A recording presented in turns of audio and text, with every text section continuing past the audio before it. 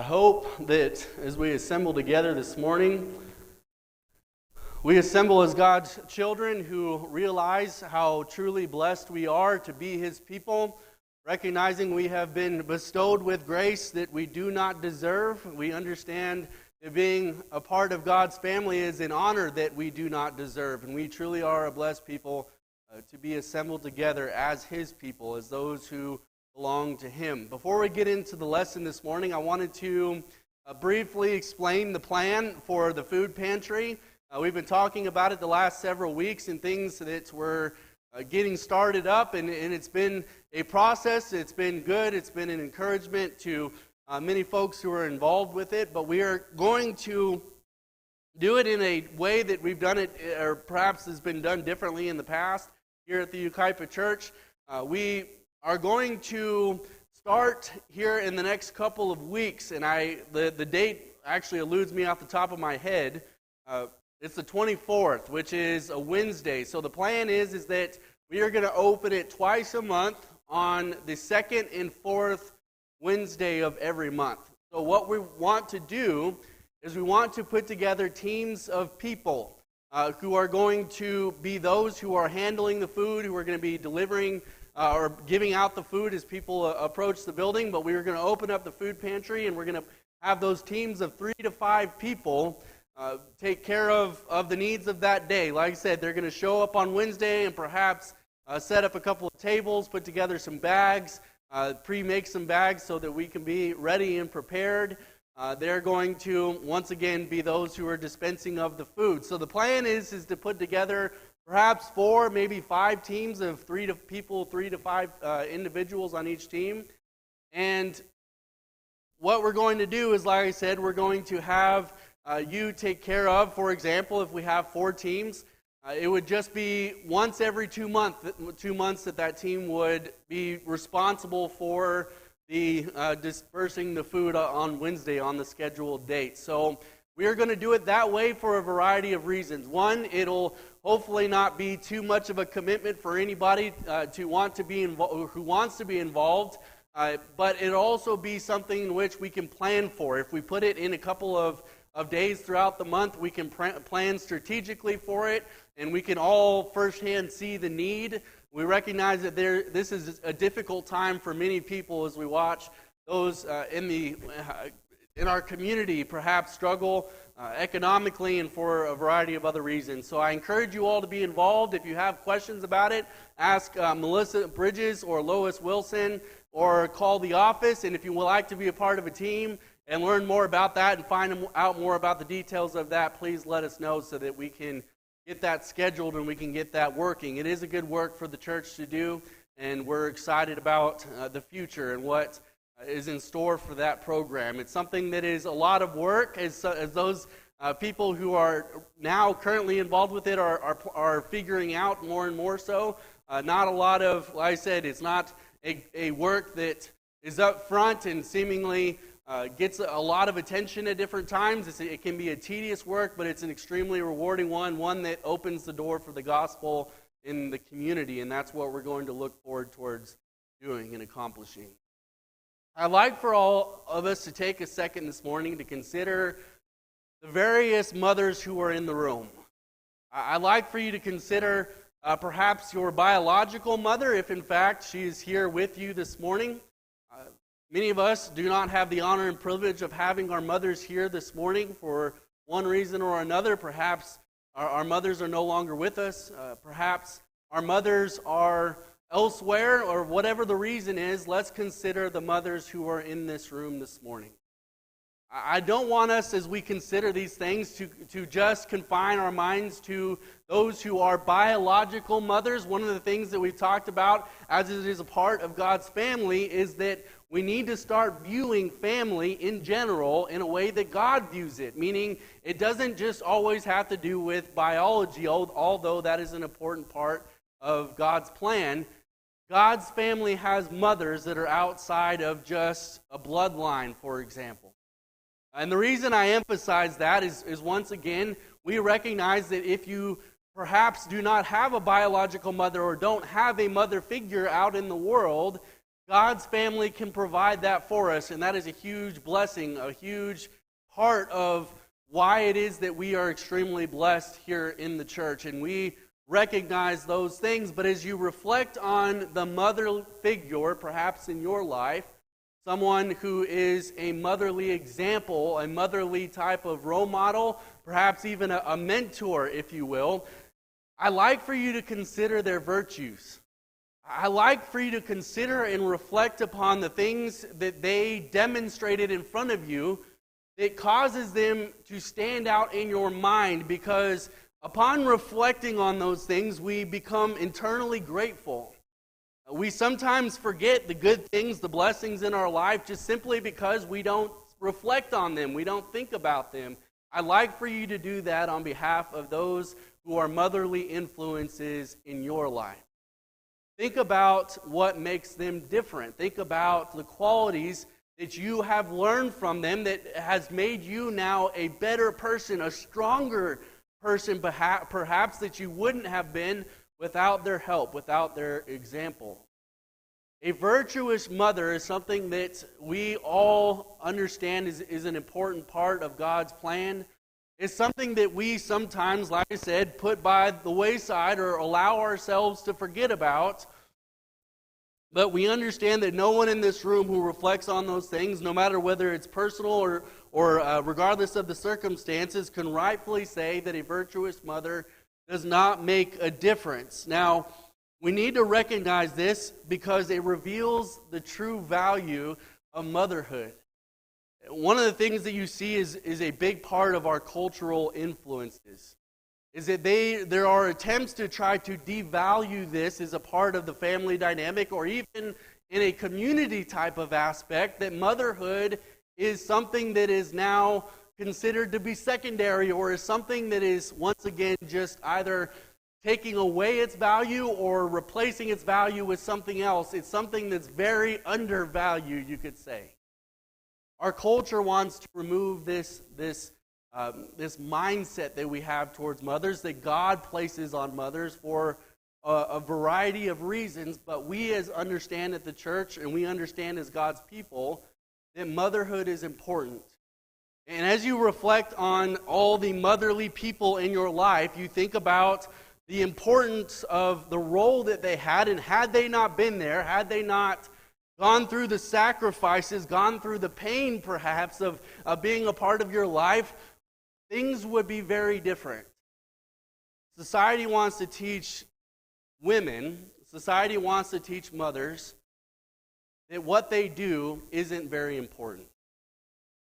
Think about the person in your life who is a motherly figure. Think about how that changed the course of your life. One cannot consider a mother or a motherhood, just in a general sense, in that way without then recognizing that it is a place of honor. It is something that is worthy of giving our attention to for the purpose of our lives' fulfillment. And we see this not only throughout Scripture, but in our own lives individually. Godly mothers are virtuous mothers. Now, I'd like for us to consider this morning are just a few different virtues that change the course of people's lives, that mothers are placed in an advantage, from an advantage type of point to make an impact on the life of her children or those that she takes on as children in a way that nobody else can. When you consider what it is that people strive towards as individuals to bring about fulfillment in their lives, once again, we like to go towards our careers. We like to go towards our own achievements, our own accomplishments. But motherhood needs to be put back on the forefront because of these reasons. A godly mother is a virtuous mother because she is a loving mother. She is a loving person. When you think of a mother, hopefully love is the first thing that comes to your mind, but you understand that love in Scripture, as we've talked about in other lessons, is something that's strongly connected to the idea of sacrifice in action. And we've looked at examples of this, and we see that motherhood, once again, emulates this in the lives of people. It is something that becomes Exhibit A, hopefully, as we reflect on these things in our minds. But a mother's love manifests itself in a sacrificial way. I like for you to consider this going back to the very beginning. No child enters into this world without a mother who sacrifices herself physically. This goes all the way back to Genesis chapter 3 and verse 16, where he says to the woman, he said, I will greatly multiply your pain in childbirth. In pain you will bring forth children. A mother, from the very beginning of her bringing forth children, is experiencing pain and is experiencing sacrifice, and it starts this relationship of love that is unlike any other relationship. I witnessed this for the first time, and once again, depending on what stage in life you're in, you may not have your own example in your mind, but I witnessed this for the very first time when Carson was born. And I remember very few things about that day, and it was actually a pretty long labor. It was about 30 some odd hours, and I remember, like I said, very little about that day, but I remember one thing. I remember witnessing it for the first time in that way for myself in the fullest way that I possibly could. And here's what I mean by that. When I reflect on Carson being born, I think about the hours of pain.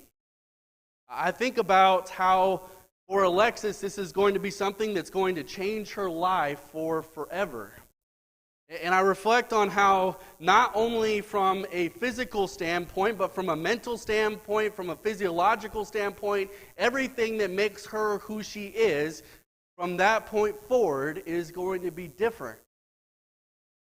And experiencing that firsthand as a guy is something that is a life-altering type of event. And many of you men who have experienced this can probably relate to some degree, but you see the sacrifice that the mother is giving forth or putting forth from the very beginning of your child's life.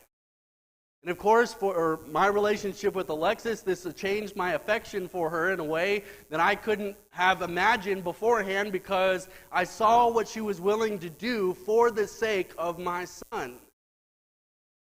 You see, this is something that is a unique type of development as a part of God's creation, as the way that He organized us, as the way that He instituted us. This is something that He said was going to happen. Now, we see this in a number of different ways in our own life experiences, but what seems to connect it all is that sacrifice, since it is the theme of the beginning of a relationship between a mother and her child, it seems to set the theme for the remainder of the relationship. And I don't mean to make that sound bad, but it does set the tone.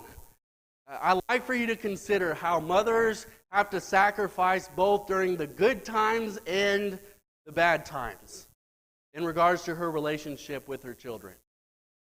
The mothers have to sacrifice both in the good times and in the bad times. Continuing to look at the book of Genesis, we see that a mother sacrifices during the very good part of God's plan. In Genesis chapter 2 and verse 24, it says, "Therefore a man shall leave his father and his mother and hold fast to his wife, and they shall become one flesh." Now the emphasis of this passage, of course, is on marriage, and we talk about how this is talking about the marriage relationship and the joining of one flesh, and how theologically that significant that is in the relationship dynamic. But I like for you to consider it from the mother's perspective. It says that a mother, or that a child shall leave his mother and father and cleave to his wife. This is a very good part of God's plan, but think about this from the mother's perspective. She has spent her life devoted to the child. She has fed the child. She has cleaned the child. She has raised the child. And even during this very good, monumental part of her child's life, she's making a sacrifice. when you take care of a child in that way, it's something to the effect of all-consuming. It's something that takes up all, at times, of your time. It's something that at times at different times or different points takes up all of your resources. It's at times what takes up your entire mind, your entire plan, your entire purpose, and now she has to give that up. In a sense, sacrifice her children to someone else. This is a beautiful part of God's plan, but mothers sacrifice in the good times, but not just in the good times. Mothers sacrifice in the bad times, or what we would consider to be the bad times. And you can't think about this without thinking about the mother of Jesus. If you look in John chapter 19, beginning in verse 26, it says, "When Jesus saw his mother and the disciples whom he loved standing nearby, he said to his mother, 'Woman, behold your son.' Then he said to the disciple, 'Behold your mother.' And from that hour, the disciple took her son, or took her to his own home." Now, in understanding all of what's going on here, Jesus is on the cross and he's looking at the disciple in whom Jesus loved, which is the Apostle John, and he's looking at his own mother, and he's saying, "Mother, behold your son," meaning John is now your son. And he says, "Mother," or "behold," and he goes in the reverse and he explains to them that